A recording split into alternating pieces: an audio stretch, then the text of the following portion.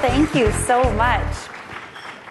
I was absolutely thrilled when Malcolm said that he was going to speak to us tonight about some of his new work that wasn't included in any of his prior books. And of course, it's absolutely remarkable, I'm sure through no accident, and in terms of how timely your remarks are in so many ways. I'm going to launch into the Q&A with the first question. This is the time, of course, for you to either wave your hands. We've got volunteers coming to the front of the room here. If you'd like to ask a question using the microphone, or just wave your question cards and they'll be collected and brought up. So my first question is, what happens when there is a direct conflict of feelings, when both sides feel that the other is illegitimate? And to jump right into our Occupy situation, what happens when society feels that the right of the protesters to camp is illegitimate, and the protesters feel that society has failed them, so any requests to remove them are illegitimate? Yeah. Well, it strikes me that allowing people to have an encampment in a park, in a downtown part of a city, as is the case in so many cities around the world right now, pretty small price to pay for free speech. That part of what it means to grant people in positions of weakness, legitimacy, is to allow them to be heard. And if someone wants to voice their complaint or their grievance, and they don't have a lot of money, power, authority, standing, they have a limited number of ways in which to make their voice heard. And I think it is incumbent on us who are in a more privileged position to be tolerant and to put up with the minor inconvenience of a messy, maybe loud... to give them an extra microphone. To give them an extra microphone. To put up with whatever minor inconvenience is caused by that. So they can feel that they are participating meaningfully in society. Small price to pay. I did not understand, for example, in New York, why Mayor Bloomberg eventually sent in the cops to kind of chase the protesters away. It's not a big deal. It's a small number of people in a little park off by itself somewhere. They were inconveniencing local merchants, but that's something that can be dealt with in other ways. We have to be very careful. Those of us in positions of power have to be very, very careful when we try to silence those who don't have power. I think that's the real lesson of a lot of this. So nothing controversial to talk about here. I think we've got the first question over this way. Nothing controversial here also. Mr. Gladwell, please indulge us for a moment by going back to Outliers. It's the first book of yours that allowed me to be introduced to your thinking, but in it you suggested that the Beatles achieve outlier status by playing for thousands of hours in bars in Hamburg, and that it was really this effort that went into their performances that allowed them to achieve excellence. What happened to the other bands that played just as long? Yeah. Well, two answers to that. The argument that that effort, 10,000 hours, is a crucial component of expertise doesn't say that talent is meaningless. If I played chess for 10,000 hours, I'm not going to be Bobby Fischer, right? You have to have some baseline level of talent to begin with. So there is a kind of, and I don't in the book suggest that it's just how hard you work. The important thing, though, is to understand that talent isn't enough. You can be the most talented person in the world, and unless you're willing to put in that much work, you're not going to reach it. That's the kind of the second element of putting that kind of time into it is what's crucial. And in answer to your second question, what happened to all those bands who put in that much time and didn't make it? You would be surprised at how few bands have put in 10,000 hours, right? So when I was doing that book, I went through the Lower East Side of Manhattan, where all the kind of up-and-coming rock bands play. And I sat down with about 5 or 6 of the most promising young rock bands in New York, and I asked all of them to tell me how many hours they'd played. Practice, both practice and performance. So that's even cheating. The Beatles were just performance we're talking about. But I said, throw in practice too. Nobody even came close. If I got 1,000 hours out of them, I would be surprised, right? It is really, really hard to do 10,000 hours of practice. So I think it's really important not to, when we say that the Beatles put in 10,000 hours of practice before they got good, that is an insanely important achievement. The number of bands who are willing to play 8-hour sets 7 days a week for months on end in scummy strip clubs in Hamburg year after year is really small, right? Really small. And the number of, that's true of in any field, that people who are willing to put in, I almost think that it is, that the desire to work hard is harder to find, is more rare than the talent part. There are many more talented people than there are people who are willing to put in the necessary effort. I think we've got Peter. Did you have your hand up? Peter the Maven? Are you sure? Okay. The microphone's right there. No? You insist. Okay, we insist. Well, I just disagree with so many things that I don't know where to start. And I have read all your books and admired them, and they talked about the hard work to be the Beatles. They talked about thinking out of the box. I was very impressed, but some of your references tonight I found, quite frankly, disappointing, so I don't mind being a little bit controversial. That's all right. First of all, the opening analogy between drug dealers and the deterrence against drug dealers and the Israeli deterrence against terrorists, I found tragically disappointing. Secondly, you just went through a description of the work ethic of the Beatles, and then you said that the Greek problem was based on the fact that the rich don't pay taxes. The Greek could confiscate all the taxes of the rich, and it wouldn't pay for their lack of productivity for 6 months. Here's a nation that has retirement for 45 at age 45, asking Germany to bail them out with a retirement age of over 65, and they have in part of their terms to be in the common market, it was actually worded that they would have a restriction on how much a month they could increase their public sector wages. So Greek did the very Greek thing that they do. They just invented 2 new months and gave them 2 months holiday with pay. So I think that to blame Greeks, yes, there is a corruption in the Greek tax system, absolutely, but that's not the problem. It's a lack of it's a society that created dependency, and it's a lack of work ethic and the lack of productivity that is defeating that nation. And it is it's been protected by a currency where the 11 major nations are actually now putting austerity onto those that are less productive, creating a bigger divide. And my own view is that the common market can't survive it. But I thought your vision of Greece and your vision of your comparison of the Jewish deterrent to the drug deterrent, I thought were illegitimate. I did agree with you that the principal cause of unrest is a sense of unfairness today, which I have sympathy with. But you failed to mention one other thing, and that's the drastic lack of political leadership in the world that we want to protect. Yeah. So there's my view. Sorry, it's a bit of a question. But I didn't volunteer this. I was asked. That's right. No. I appreciate your comments, and to the extent that your criticism is that I haven't explored every corner of this argument, it's legitimate. I only had 45 minutes. The Egyptian, what did you say? The Greek problem, yeah, is hugely complicated. I just was addressing the simple issue. I didn't mean to suggest the whole thing came down to the tax system, but I was just addressing on the narrow question of why they don't pay their taxes, which they don't. The answer is to that specific issue that they don't perceive their tax system as legitimate, right? And I think that's absolutely. There are a few who would argue with that.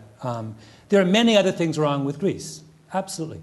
But I was just addressing that narrow question of, and I wanted to make sure that we don't draw the conclusion when we look at their rate of tax delinquency that we are morally superior. Rather, we have a system that encourages compliance because it's legitimate, and they don't. On the question of deterrence, it is absolutely the case that the military of Israel, like the military, by the way, of every single country in the world, from the United States to Great Britain to the Soviet Union to Russia to you name it, they all use the deterrence model. So does every major criminal justice system in the world.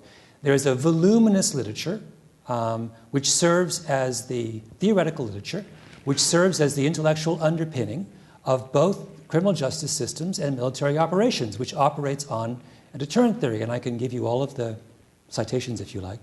And I don't think that it is, I am not trying to single out any one country. I happen to use that example. I could have used Vietnam, Afghanistan, any others. But it is a simple fact that in recent years, a group of very, I think, persuasive thinkers have risen up and said there are clear limits to the deterrent model. And if you want to ask the question of why the troubles in Northern Ireland lasted 25 years and not 2 years, and why the difficulties between any major power and lesser powers persist long after they should, you have to look at some of the limitations of deterrent theory. And you have to ask yourself, wait a minute, maybe we're using the wrong model. Right? So I think that these are, I could give 5 or 6 other examples of the limitations of deterrence theory. I happened to choose those 2, but that was not, I was not intending to single out any individual nation or people. But it's absolutely the case that the theoretical underpinnings of those 2 activities are analogous, right? And I don't think we should be fearful of examining and exploring the intellectual roots of the behavior of nations and systems. We've got another question from the microphone, and hold your hands up if you've got some other cards. Well, Mr. Gladwell, I think we're all here because, in some degree or other, we're fans of yours. And so when we make criticisms or have comments that you should probably take them as complimentary at some broader level. I was surprised, given your history as a person interested in outliers, that you would have singled out Alva as being extraordinary because she was a wealthy revolutionary. Mm-hmm. Because, in fact, it seems to me that the reverse is true, that most of the great revolutionaries have been wealthy people or come from wealthy backgrounds. Trotsky, Che Guevara, Pol Pot, Mao Zedong, Castro, and even our own homegrown Pierre Trudeau were children of affluence and children who therefore might have been expected to take a different path. Now, my own theory about why this happens is because, being of affluence, they had no conception of how ordinary people lived, and therefore no conception, particularly in the case of Mao Zedong, of the catastrophic impact that their outlier behavior would have for ordinary people. I wonder whether you thought about that. Whether what would be your explanation for this, as you said yourself, rather extraordinary development, but rather one which is more common, as the fellow who wrote Black Swan remarked, that rare events are more common now than they used to be. In a kind of an idiotic way. But anyway, maybe you'd have a thought about that. Yeah, no, it's interesting. I think you're right. That when we look at people who, it's absolutely the case that revolutionaries tend to come from the top of the socioeconomic spectrum, not the bottom. They have the leisure and the means to explore those kinds of revolutionary ideas. It also takes money to be a terrorist. Osama bin Laden is a good proof of this, right? Very wealthy guy. so there's that, and there's also that revolutions tend to be started by people who have, by people who are relatively intellectually sophisticated. They often start with with a powerful idea expressed in some way. I think what's interesting about Alva is that she spends the first half of her life behaving like the worst kind of,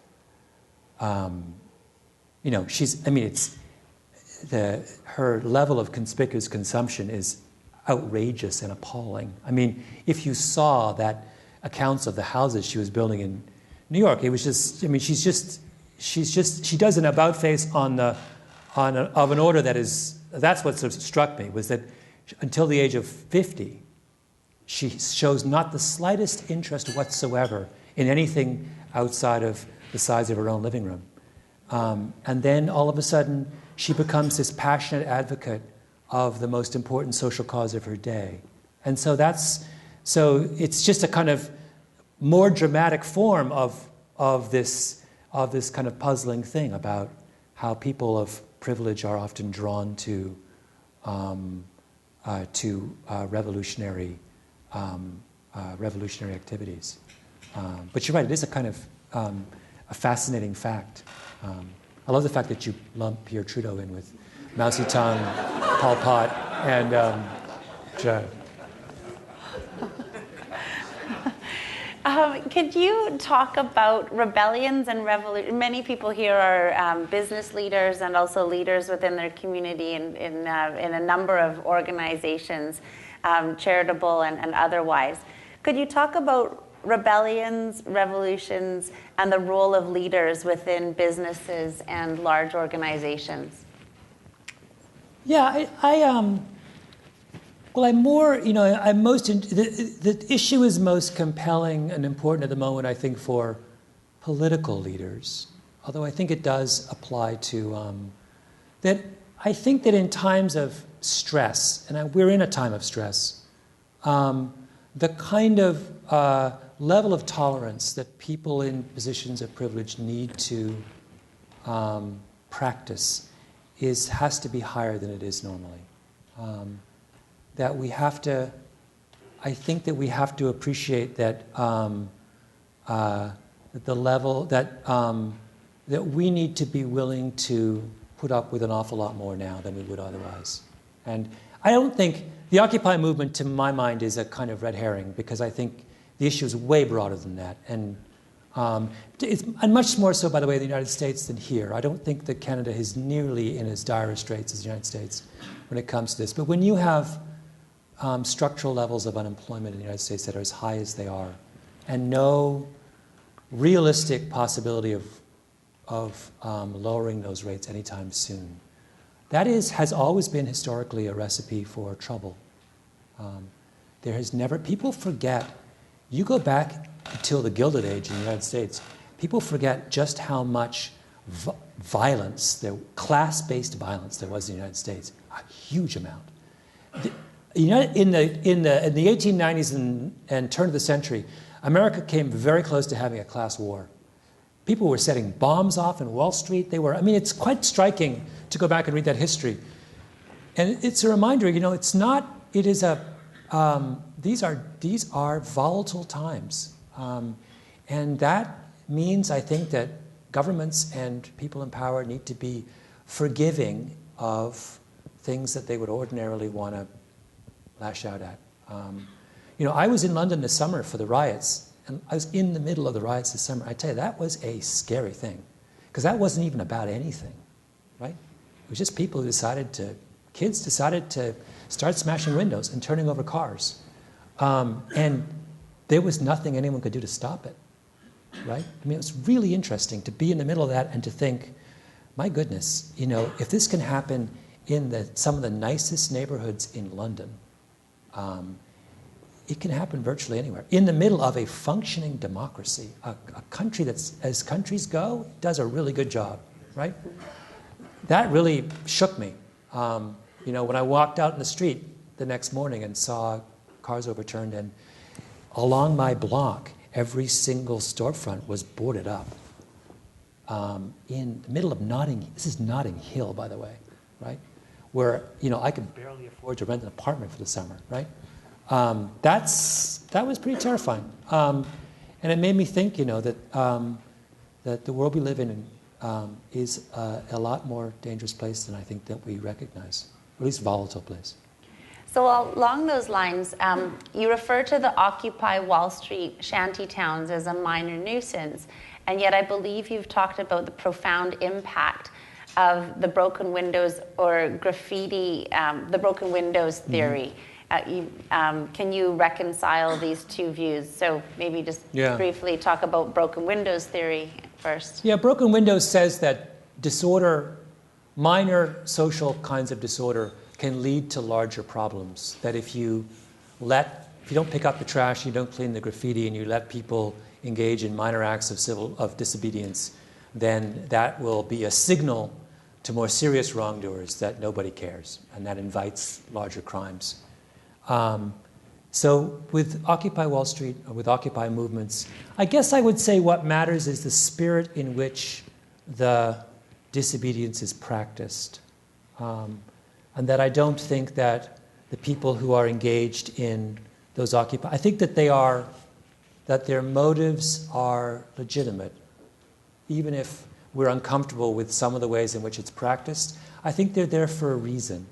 It's not like some minor hoodlum who's mugging you, or some punk who's like breaking a window, or some thoughtless person who's littering. It's a different kind of, it might look the same, but it has a different root. And for the moment, at least, I'm willing to let this, I think that what's going to happen with the Occupy movements is that they will evolve in ways that we are much more comfortable with. That they're going to realize, after this episode has played out, that what they have to do is to participate meaningfully in the political process. And that's when it'll be something that I think we all feel a lot more comfortable with. But that's going to take time. And I just feel like I said, after living through London this summer, I just feel like the last thing I want to do is to go out with a truncheon, like Mayor Bloomberg did, and start beating people up. I just don't think this is the moment for that. So what do you think about the sense of illegitimacy that women still seem to feel, i.e. working women do not respect women who don't work, and women who are torn between career and motherhood? Yeah. I mean, I think the battle that was started by people like Alva Vanderbilt way back when isn't over. I mean, it's different, and it's more subtle, but it's not... we're still trying to figure it out. And I think we need to, I think the worst thing we can do is to be complacent about it. I do think that we've solved the larger problems. I mean, what was happening at the turn of the century with women was completely and utterly unconscionable, right? We were pretending women didn't exist as human beings. We've come a long way. And I think, if you look 20 years down the road, the difference now in that, many more women than men are going to higher education. Women are outperforming men at every level of the educational process. Large numbers of very important professions are being essentially taken over by women. I think 20 years down the road, we're going to be, this will seem all very different. We're going to be worrying about what happened to the men, I suspect. Probably many women here would agree we don't want to be worrying about what happens to the men. Do you think that we should be concerned about the lack of participation of young people in democratic elections in Canada and around the world? And tied into that, how do we introduce the new generations to the idea of being patient and able to fully showcase their true abilities? Yeah. Well, patience is a virtue that has fallen out of the world we live in a little bit. In a world where everything can be done instantly, and where what opportunities do young people have to practice patience or learn it? Patience is a skill. It has to be acquired. there are many, many wonderful things about the world we live in. One of the costs, though, to the technological innovations we've introduced is that patience has fallen out. And I think it's a very good question. I don't know the answer to that. That's the kind of thing that that we sort of have to have a kind of conversation about, and to think about how would you, if you had to refashion the educational system where you were making patience an end point, what would the educational system look like, right? Or are there ways in which you can deal with and cope with the kind of expedited expectations of young people when they enter the workforce, where they expect to be treated as equals very quickly, right? Way more quickly than any previous generation has. And in some ways, I think illegitimately. I mean, there might be I think we sort of have to kind of try and reconfigure some of our social institutions in order to make that more of a priority. That actually leads into one of the next questions, which is about the educational system, the role of education in innovation, and the role of education in sort of quelling people's concerns about economic disparity. Could you talk a bit about your thoughts about innovation in the education system? Yeah. Well, the problem with education is that it's not a marketplace, and so it seems to have its own logic, which is in many cases it's like healthcare in this respect.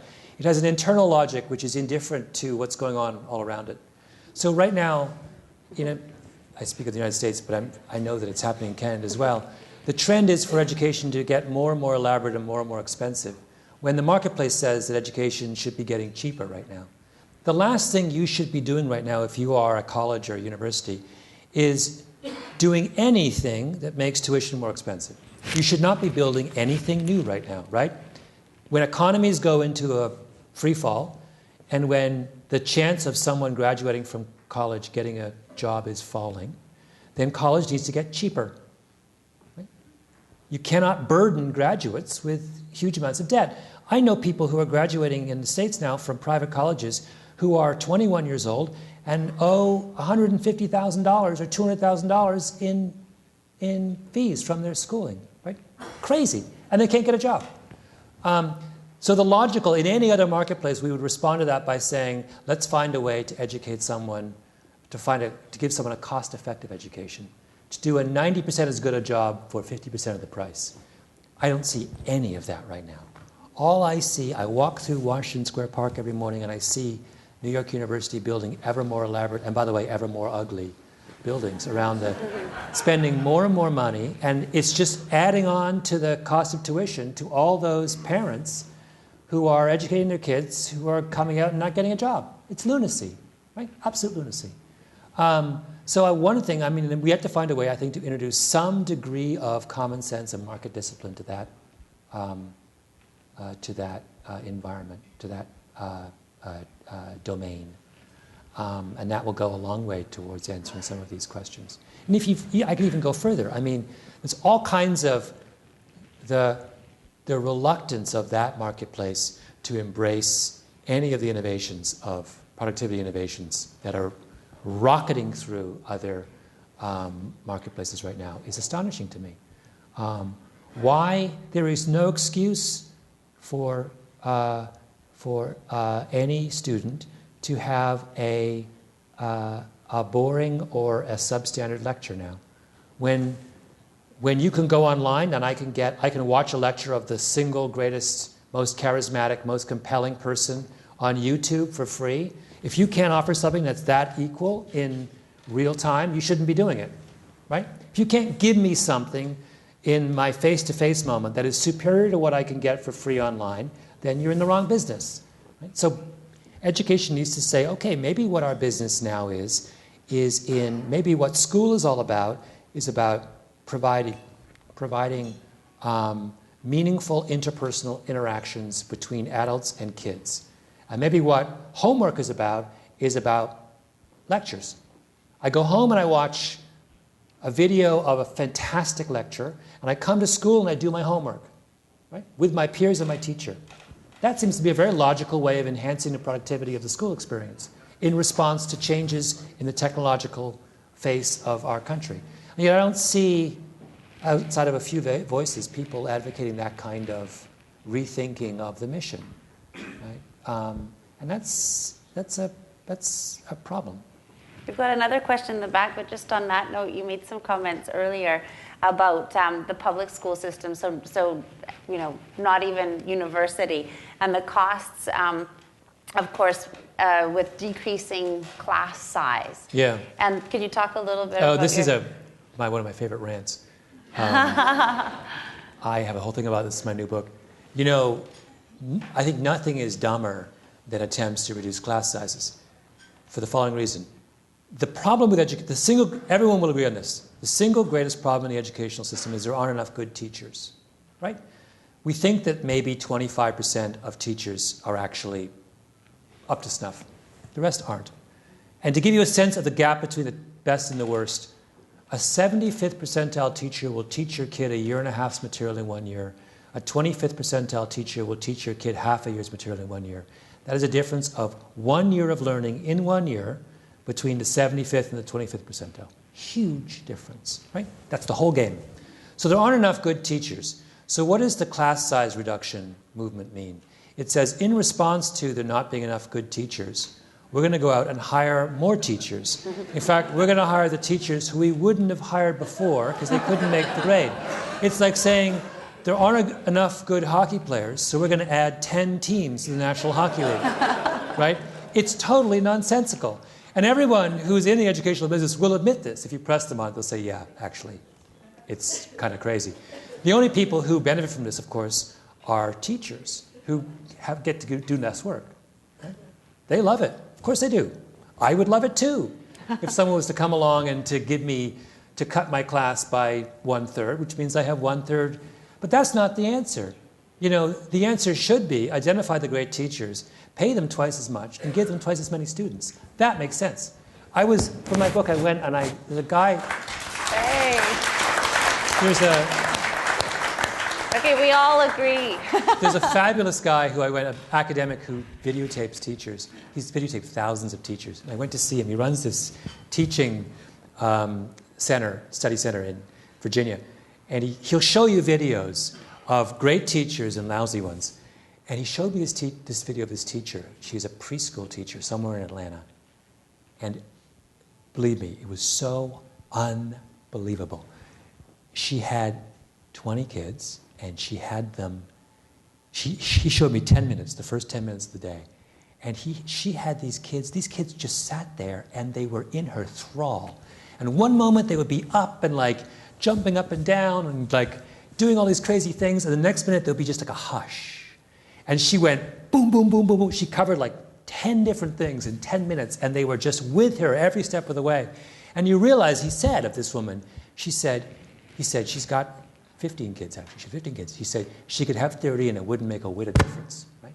Then he showed me a video of a woman who had 15 kids and a teacher's aide, also a preschool teacher. And we watched it for 15 minutes, and at the end he had his head in his hands. He turned it off. And he said, you watch this woman, you realize not a single thing was learned in that class. You could give that teacher 4 kids and nobody would learn.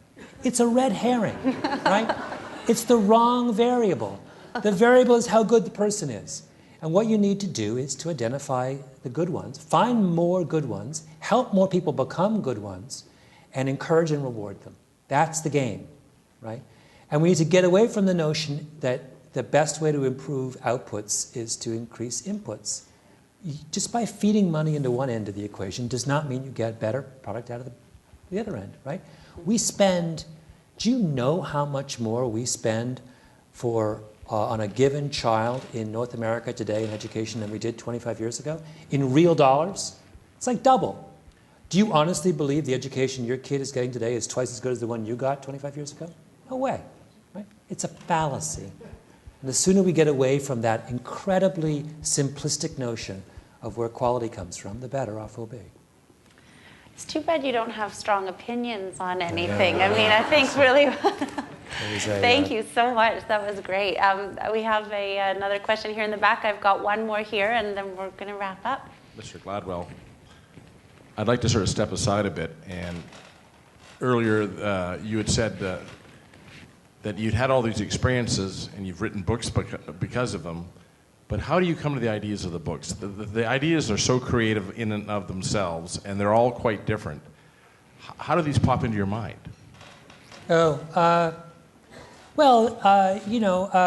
It's first of all, it's my business to do it. So when I have conversations with people like you, my question is always, how on earth do you do that? Like, I don't understand your world either. Like, I talk to, some person in business who started a business and does this, that, and the other thing, and I am in awe of how on earth they had the guts, the wherewithal, the whatever to do what they've done. Whenever you're on the outside of someone else's life, you're puzzled, sometimes in a good way, sometimes in a bad way, by how they do what they do. And I have a life where I basically do nothing but look for interesting ideas. If you spent as much time as I did trolling for interesting ideas, you also would have lots of time. So it's not again, it goes back to the idea of effort. It's about if you put the time in, right? I spent lots of time in libraries, lots of time talking to people, lots of time following up random leads.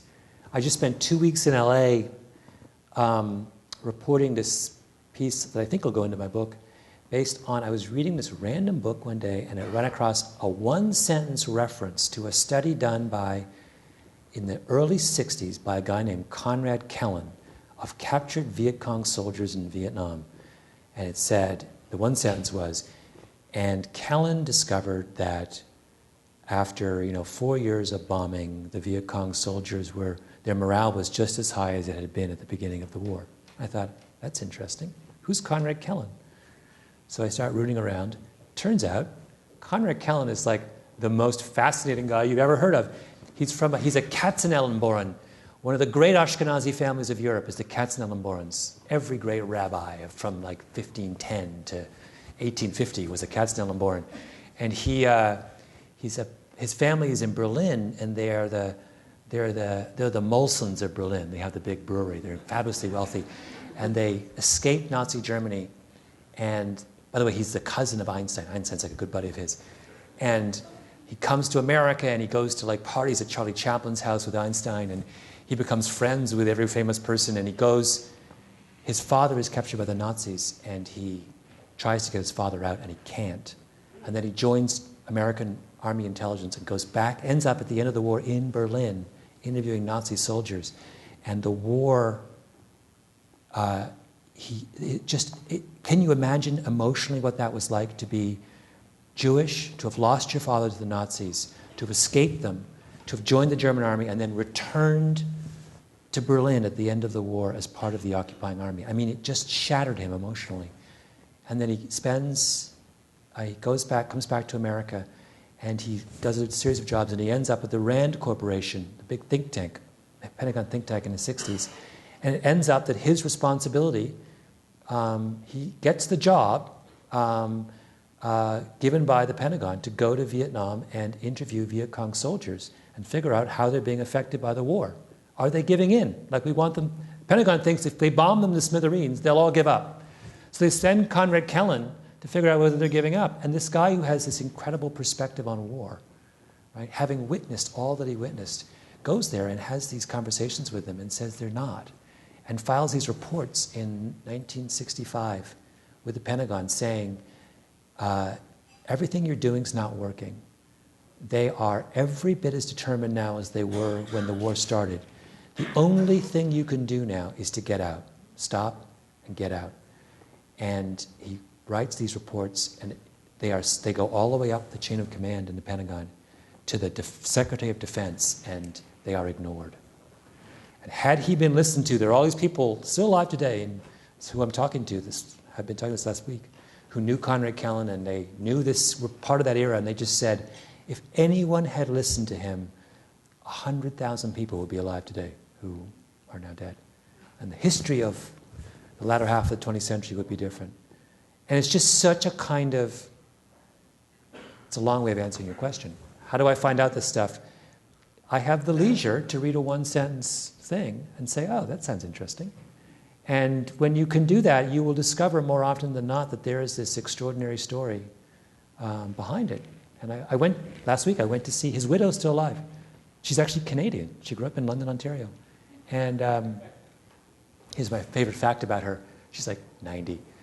I go into her house. She lives in this little tiny bungalow high above LA in the Pacific Palisades. And her husband was this kind of serious guy, right? And I noticed that there's a painting on the wall directly in the line of sunlight, covered by a towel. And I say to her, why is it covered by the towel? She goes, well, because the sunlight will affect the painting. I said, well, what's the painting? And so she removes the towel. It's a Picasso. Now, keep in mind, this house is like a 2-bedroom bungalow. I'm like, you have a Picasso? She goes, well, I have more than one Picasso. And I turn around, whoa, there's another one over there. And then it turns out she's got 2 Chagalls. And I say, how did you get a Chagall? She goes, well, Conrad, her husband, he's sitting in a cafe in Paris in 1945 after the war's over. And this really cute girl comes up to him and says, are you an American soldier? He goes, yes. She goes, will you do me a favor? He goes, what? She goes, will you, I have some paintings that my dad did. Will you take them back to America? Because we want to get them out of Europe. He goes, okay. She says, meet me here tomorrow, same time. So he comes back the next day, and this woman shows up, this girl, with a huge package of paintings. He's like, whoa, that's a huge, I can't take that back. She goes, please. Finally he goes, all right, what's your name again? She goes, my name is, Rosalind Chagall. And she goes, Mark's my dad. She goes, but if you do this, you can take any painting you want. Take your most favorite one. You can have it. So he's like, all right. You can imagine, Chagall. So he smuggles them back in 1945. And it's this incredible story. At one point, they're in the back of a truck driving through the French countryside to get to the port where he's going to get on a ship. And he's in the back of an open truck, and it starts to pour with rain. And he has every important Chagall painted between, 19 whatever and 19, and it's getting drenched. And all he can think is, oh my God, I'm going to be known as the guy who destroyed all the Chagalls. So he's like grabbing coats for everyone he can to cover the paintings up. Anyway, they finally gets them on the boat, and then some guy tries to steal them on the boat, and he doesn't sleep the whole time because he's afraid. It just goes on and on and on and on and on. Anyway, at the end, he gets to choose the Chagall he wants, and he takes 2. And they're on the walls of this woman's house. It's just like, how weird and random. And of course, she's got a little cat, which is called, a poodle, which is called Einstein, because it's got a lot of fuzzy hair, and Einstein was their cousin. So those are the kind of, if you have a week to kill and you can go to LA.